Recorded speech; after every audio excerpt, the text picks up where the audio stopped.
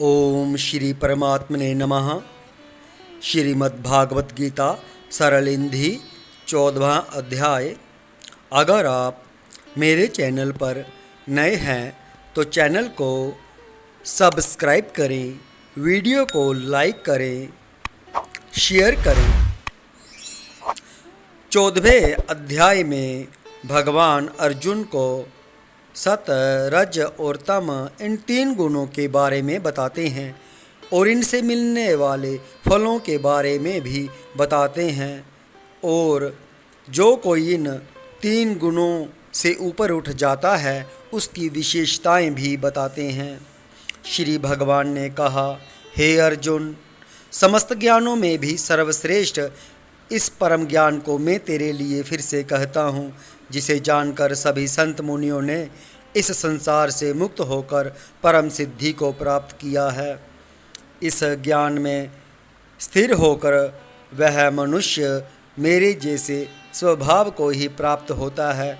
वह जीव न तो सृष्टि के प्रारंभ में फिर से उत्पन्न ही होता है और न ही प्रलय के समय कभी व्याकुल होता है। हे भरतवंशी, मेरी यह 8 तत्वों वाली जड़ प्रकृति ही समस्त वस्तुओं को उत्पन्न करने वाली योनि है, और मैं ही ब्रह्म रूप में चेतन रूपी बीज को स्थापित करता हूँ।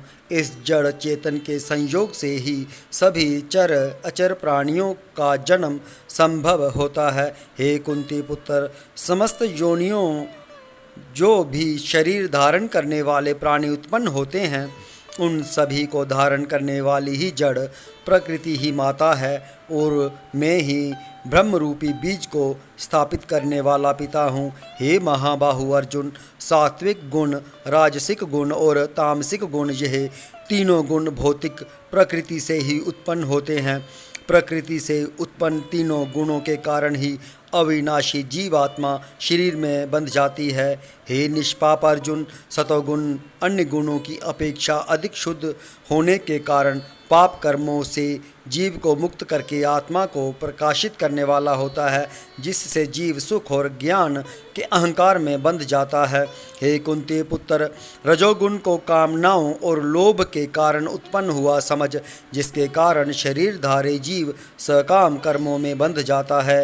हे भरतवंशी, तमोगुण को शरीर के प्रति मोह के कारण अज्ञान से उत्पन्न हुआ समझ, जिसके कारण जीव प्रमाद, आलस्य और निद्रा द्वारा बंध जाता है। हे अर्जुन, सतोगुण मनुष्य को सुख में बांधता है और रजोगुण मनुष्य को सकाम कर्म में बांधता है, और तमोगुण मनुष्य के ज्ञान को ढक कर प्रमाद में बांधता है। हे भरतवंशी अर्जुन, रजोगुण और तमोगुण के घटने पर सतोगुण बढ़ता है, सतोगुण और रजोगुण के घटने पर तमोगुण बढ़ता है। इसी प्रकार तमोगुण और सतोगुण के घटने पर तमोगुण बढ़ता है। जिस समय इसके शरीर सभी 9 द्वारों में ज्ञान का प्रकाश उत्पन्न होता है, उस समय सतोगुण विशेष वृद्धि को प्राप्त होता है। हे भरतवंशियों में श्रेष्ठ, जब रजोगुण विशेष वृद्धि को प्राप्त होता है, तब लोभ के उत्पन्न होने के कारण फल की इच्छा से कार्यों को करने की प्रवृत्ति और मन की चंचलता के कारण विषय भोगों को भोगने की अनियंत्रित इच्छा बढ़ने लगती है।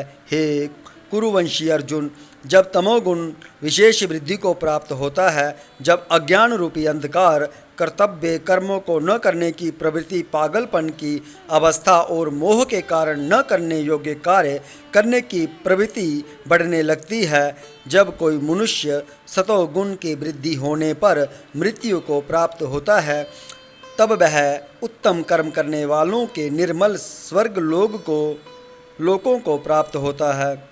जब कोई मनुष्य रजोगुण की वृद्धि होने पर मृत्यु को प्राप्त होता है, तब वह सकाम कर्म करने वाले मनुष्यों में जन्म लेता है, और उसी प्रकार तमोगुण की वृद्धि होने पर मृत्यु को प्राप्त मनुष्य पशु पक्षियों आदि निम्न योनियों में जन्म लेता है। सतोगुण में किए गए कर्म का फल सुख और ज्ञान युक्त निर्मल फल कहा गया है। रजोगुण में किए गए कर्म का फल दुख कहा गया है और तमोगुण में किए गए कर्म का फल अज्ञान कहा गया है। सतोगुण से वास्तविक ज्ञान उत्पन्न होता है, रजोगुण से निश्चित रूप से लोभ ही उत्पन्न होता है और तमोगुण से निश्चित रूप से प्रमाद मोह अज्ञान ही उत्पन्न होता है। सतोगुण में स्थित जीव स्वर्ग के उच्च लोकों को जाता है, रजोगुण से में स्थित जीव मध्य में पृथ्वी लोक में ही रह जाते हैं और तमोगुण में स्थित जीव पशु आदि नीच योनियों में नरक को जाते हैं। जब कोई मनुष्य प्रकृति के तीनों गुणों के अतिरिक्त अन्य किसी को करता नहीं देखता और स्वयं को दृष्टा रूप से देखता है, तब वह प्रकृति के तीनों गुणों से परे स्थित होकर मुझ परमात्मा को जानकर मेरे दिव्य स्वभाव को ही प्राप्त होता है। जब शरीरधारी जीव प्रकृति के इन तीनों गुणों को पार कर जाता है, तब वह जन्म मृत्यु बुढ़ापा तथा सभी प्रकार के कष्टों से मुक्त होकर इसी जीवन में परम आनंद स्वरूप अमृत का भोग करता है। अर्जुन ने पूछा, हे प्रभु, प्रकृति के तीनों गुणों को पार किया हुआ मनुष्य किन लक्षणों के द्वारा जाना जाता है और उसका आचरण कैसा होता है तथा वह मनुष्य प्रकृति के तीनों गुणों को किस प्रकार से पार कर पाता है? श्री भगवान ने कहा, जो मनुष्य ईश्वरीय ज्ञान रूपी प्रकाश तथा कर्म करने में आसक्ति तथा मोह रूपी अज्ञान के बढ़ने पर कभी भी उनसे घृणा नहीं करता तथा समान भाव में स्थित होकर न तो उनमें प्रवृत्त ही होता है और न ही उनसे निवृत्त होने की इच्छा ही करता है, जो उदासीन भाव में स्थित रहकर किसी भी गुण के आने जाने से विचलित नहीं होता है और गुणों को ही कार्य करते हुए जानकर एक ही भाव में स्थिर रहता है, जो सुख और दुख में समान भाव में स्थित रहता है, जो अपने आत्म भाव में स्थित रहता है, जो मिट्टी पत्थर और स्वर्ण को एक समान समझता है, जिसके लिए न तो कोई प्रिय है और न ही कोई अप्रिय है, तथा जो निंदा और स्तुति में अपना धीरज नहीं खोता है, जो मान और अपमान को एक समान समझता है, जो मित्र और शत्रु के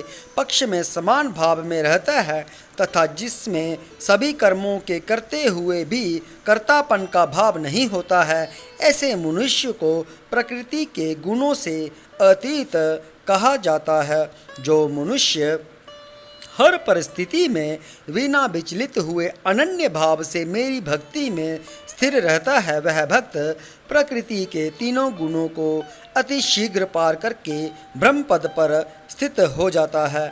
उस अविनाशी ब्रह्मपद का मैं ही अमृत स्वरूप, शाश्वत स्वरूप, धर्म स्वरूप और परम आनंद स्वरूप एकमात्र आश्रय हूँ। जय श्री कृष्णा। आज हमने श्री मद्भागवत गीता के 14वें अध्याय का श्रवण किया। सभी को जय श्री कृष्णा।